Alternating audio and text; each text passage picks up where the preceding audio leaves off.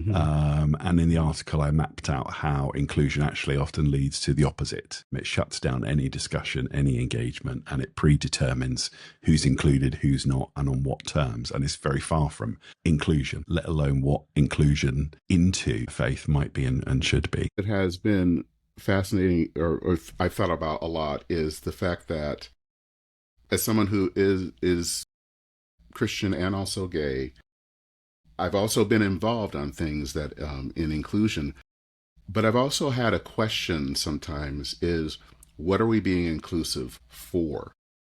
And too often it feels like the inclusion is kind of the endpoint, and I've always thought it's the road is the endpoint. Yeah, very, very true. What's the telos of inclusion? It's not. It's Exactly. not the destination. It's not the destination. It's I think all Christians should say yes, inclusion. Yes, everyone's included into the gospel, into participation with Christ. But where is that going? Hmm.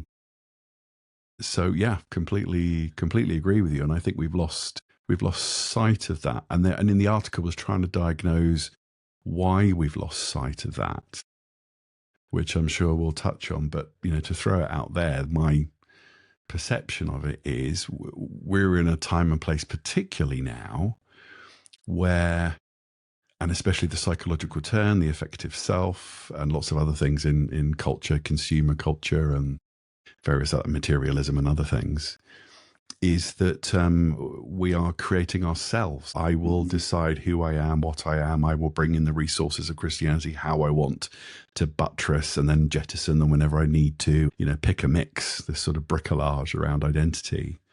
And I create this. And actually inclusion is is a is the thing that I baptize all that with. That's the project.